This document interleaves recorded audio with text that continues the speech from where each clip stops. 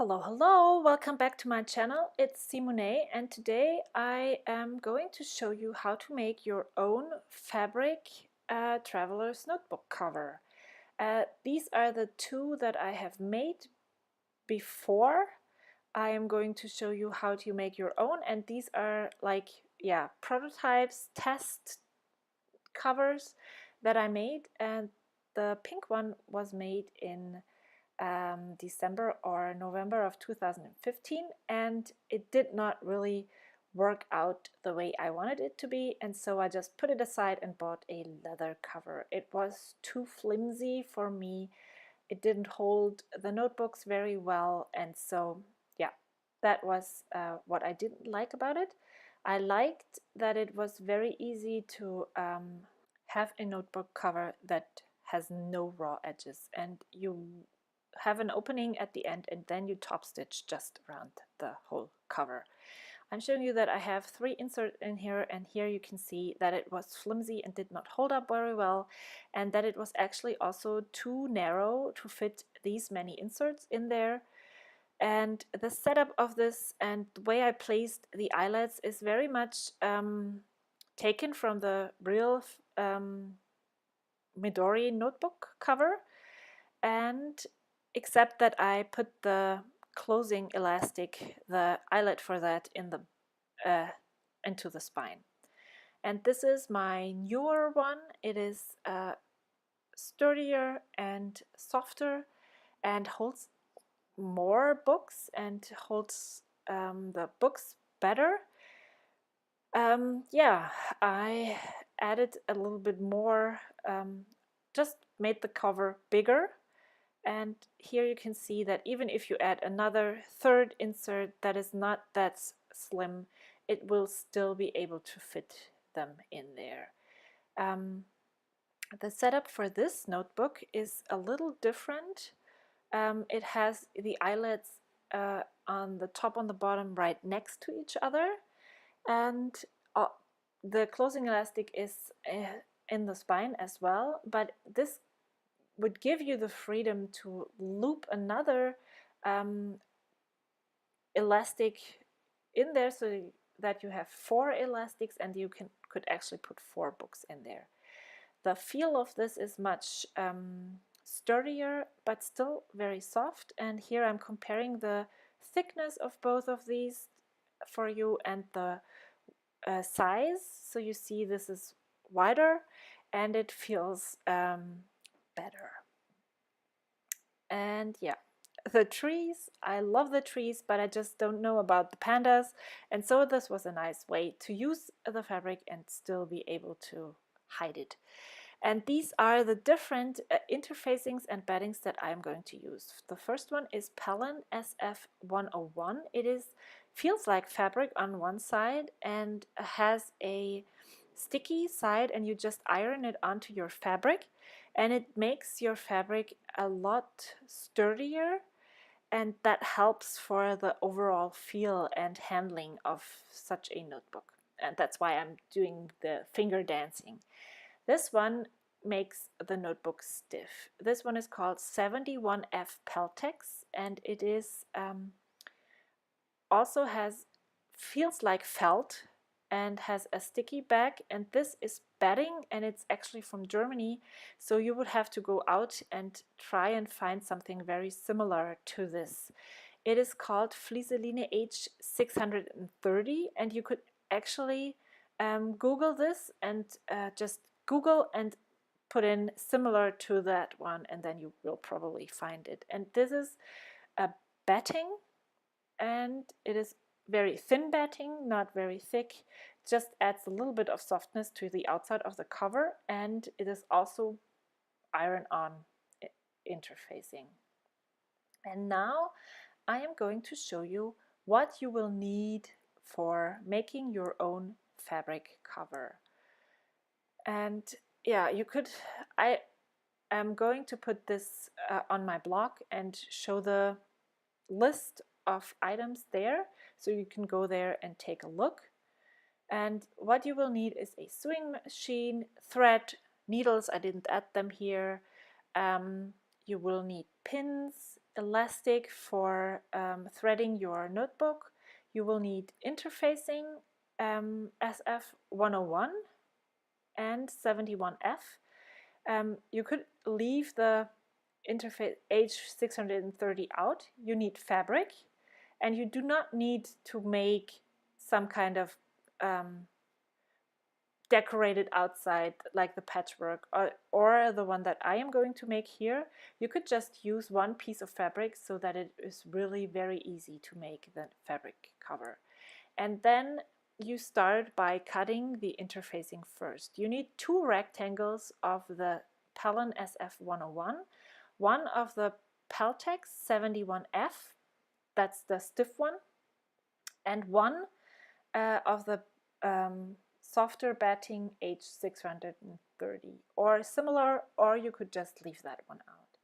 And then you need rectangles that are 22 centimeters in height or 8 3/4 inches in height, and 26 centimeters or 10 1/4 inches in width. And in the end, after you're done with that, you will need 4 pieces of interfacing, or 3 if you leave out the batting. And then you need the fabric. You need 1 outer fabric and 1 inner fabric, so you have 2 rectangles later on. Or if you just have 1 piece of fabric, use the same one for the outer and the inner. And I am not giving you a precise measurement for these because the precise measurements are done with the interfacing. So make sure you really cut the interfacing in the right size, and then you just iron. Oh yeah, you also need an iron and an ironing board. And then you just iron the interfacing onto the fabric, and then you have measurements and cut around them. And you cut around the interfacing and leave fabric of half an inch or 1.5 centimeters. And now you can see me cutting the Peltex first, that's the stiff one, because this will later on be used as a template. Because it's so thick, I can just place it on the other interfacings and use my pencil and just use it as a template. And now I'm using the soft batting interfacing H630, and you can see here I'm going around with my pencil and then cutting this out with my scissors, and then I'm using my roller cutter, my rotary cutter for the SF101. And because I have it, you do not need a rotary cutter to cut this out. You can use your scissors and a pencil to cut the rectangles. And then you iron the interfacing, the flimsy one, the Pellon 101, onto your fabric. This is the first one you iron on. And you have then 2 different pieces of fabric, your inner and outer fabric pieces, and you cut around these. I do not measure my sewing allowance, but if you are not sure, if you are not a very experienced sewer, you should measure it out. Leave half an inch or 1.5 centimeters around your interfacing. And then you iron the Peltex onto the inner fabric and the batting onto the outer fabric. And I have made hexes to decorate my outer fabric. This is linen, and I just sewed them on there. And then you place the inner and the outer fabric right sides together, so the nice sides are inside and the wrong sides are outside. And then you use the interfacing as measurement. You do not place the corners. You make sure that the interfacings match up. If you have a directional fabric, make sure that if both are directional, that they both have the same direction. If you don't, one of the fabrics will be upside down in the end. And then you start sewing, and you are not sewing on the Peltex. This is not included in the seam. You sew 1 millimeters outside of the interfacing. And when you sew, you at the corner, you leave your needle in the fabric, you lift up the foot, and then you turn your fabric around, and then you continue sewing. And in the end, please make sure that you leave an opening that is wide enough to fit the whole thing through this hole, because you are going to turn this inside out. And then you are trimming the sewing allowance down and trim the corners as well, but make sure that you do not cut into your seam. Okay, and then you turn it inside out, and I did not leave a large enough hole for this, and I just what did I do? I just crunched it a little to make it softer, and then I'm trying to start, and usually what I do is I go with my hands inside of the hole and turn the edges first, and then I work my way very gently to turn it inside out. And yeah, this is the process. This is what it looks like. If you left a bigger hole, it probably wouldn't be as torturing as I had to work with it, but this is what it looks like now. And now I'm using a pin and very, very carefully try to work out the corners a little bit more. But you really have to be very careful with that, because if you, especially when you use linen or a very raw material, it might be you might pull the fabric and have a hole at the corner.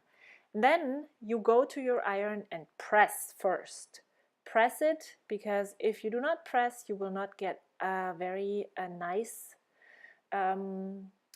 cover. It will look very sloppy, and this is something that I learned very early in my sewing.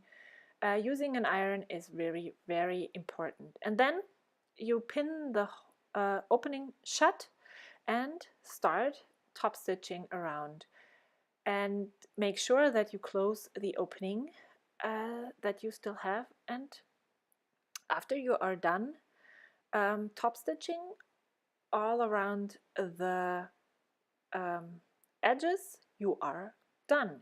The fabric and sewing part is finished, and then you just cut down all of the leftover threads, and that's it. And then I went to the ironing board again and pressed the cover again. And now I'm pulling out my hole punch and my elastic that I have, and I'm showing you here that the red elastic is very, very, very soft.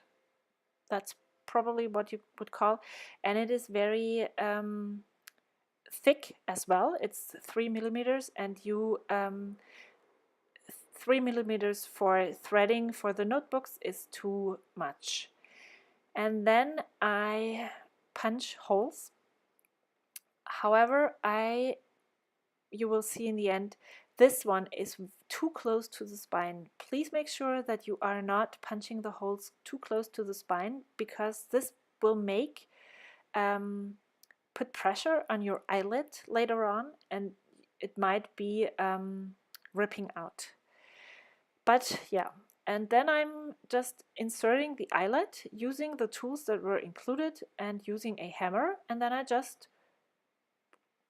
go grab it from my toolbox, and then I just put it there. And this is what the eyelet that I inserted here looks like. And then I'm going to do that for all 4 of these. And I actually, as I told you before, I'm not big on measuring. I just eyeball it and yeah, add in all 4. This one, I pointed it out, did not work well, and now I'm trying to determine the middle one, and there I am using my hole punch again and scissors to make a hole that is not too big, start small and work your way up. And then the only thing that is left is threading your notebook cover. You need one elastic that is for the closing elastic, and then thread your elastic, just the notebook cover, just the way I did. And coming up, you will see still shots of my finished cover.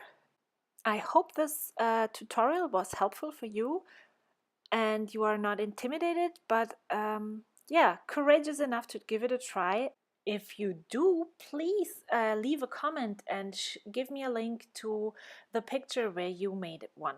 Thank you so much for watching. I hope this was helpful. And if you want to see a flip through of my December 2015 insert, please give this video a thumbs up. Bye!